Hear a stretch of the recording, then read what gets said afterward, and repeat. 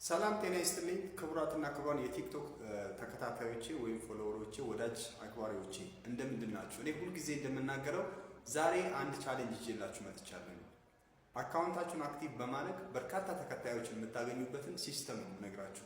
የትኛውም ሰዎች እየተጠቀሙበት ያሉት አብዛኛው ሰዎች ተጠቃሚ ሆኖ በዚህ ደግሞ መስመር ተሻግረው ፎሎወራቸውን አሳድገው ቪዋቸው እየጨመረ በርካታ ሰዎች ጋር ተደራሽ የሆኑበት ያለው ሲስተም ነው። ይሄ ምንድነው? እንግዲህ አንድ ቻሌንጅ ሲጀመር ሰው ፎሎ እንዲያደርግህ ወይም ፎሎ ባክ እንዲመልስልህ አንተ ፎሎ ማድረግ አለብህ፣ ወይም ደግሞ ለዛ ሰው ምን እንዲደርሰው ማድረግ አለብህ፣ መረጃ እንዲደርሰው ማድረግ አለብህ ማለት ነው። ስለዚህ ይሄን ቪዲዮ ላይክ ስታደርግ ማን ላይክ እንዳደረገው እኔ ጋር ይደርሰኛል ማለት ነው። ተረዳኝ?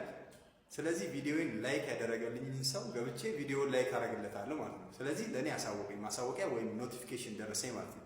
እናንተም የትኛውም ሰው ቪዲዮ ላይክ እንዲያደርግላችሁ የምትፈልጉ ከሆነ የሱን ቪዲዮ ላይክ ማድረግ መቻል አለባችሁ። የሱን ቪዲዮ ላይክ በምታደርጉ ሰዓት፣ ኮሜንት በምታስቀምጡ ሰዓት የትኛውም ኮሜንት የተሰማችሁን ነገር ኮሜንት ላይ ስታስቀምጡ ለሱ ይደርሷል መረጃ። እሱም ደግሞ ኮሜንታችሁን ላይክ ያደርጋል፣ ገብቶ የእናንተን ስራ ይመለከታል። ከዛስ በኋላ የእናንተን ቪዲዮ ላይካችሁ እየጨመረ ይመጣል ማለት ነው።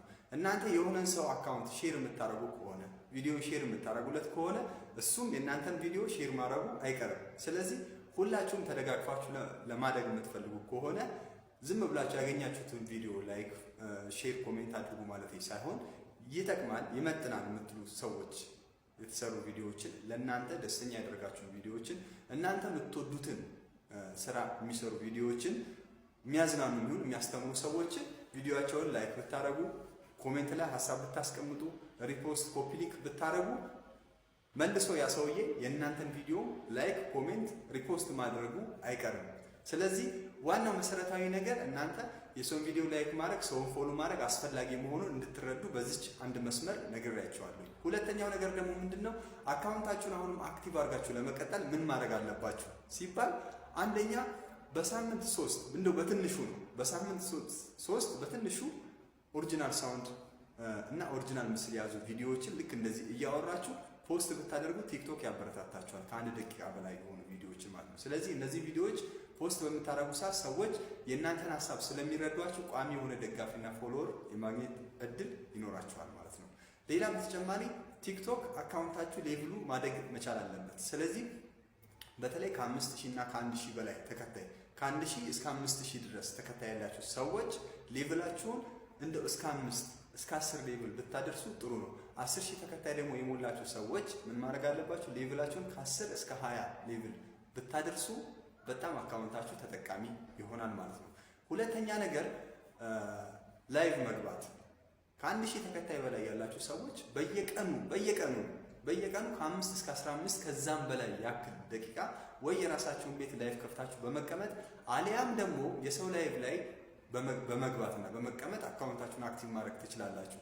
የሰው ላይቭ ላይ ገብታችሁ አካውንታችሁን አክቲቭ ሲባል አንዳንድ ሰው ዝም ብሎ ገብቶ የሚቀመጥ ሰው አለ። ቁጭ ወይ ታብታብ ወይ ሼር ኮፒ ሊንክ አያደርግም።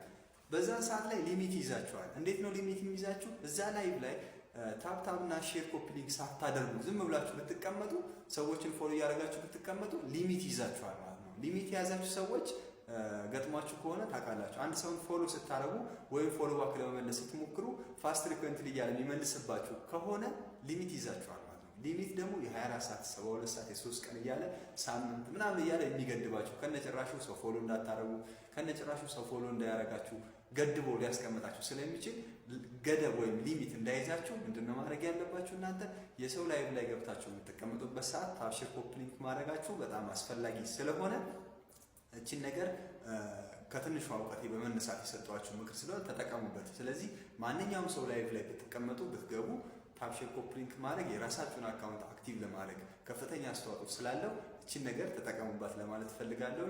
እምነት ሰሜነው አካሉ ነኝ፣ ደራሲና ዳይሬክተር። ሁሌ ምሽት 2 ሰዓት ላይ ላይቭ ገባለሁ። መታችሁ ሌላው ነገር ቢቀር የምትጠይቁትን ጥያቄ እኛም አውቀን የምንመልስላችሁ ነገሮች ተጋግዘን አብረን እንጓዛለን ማለት ነው።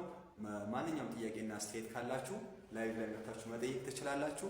ይህንን ቪዲዮ እስከ መጨረሻ ከሰማችሁ አይቀር ፎሎ ማድረጋችሁን ኮሜንት ላይ እና ፋቮራይት ላይ ማስቀመጣችሁን አትርሱ። አመሰግናለሁ።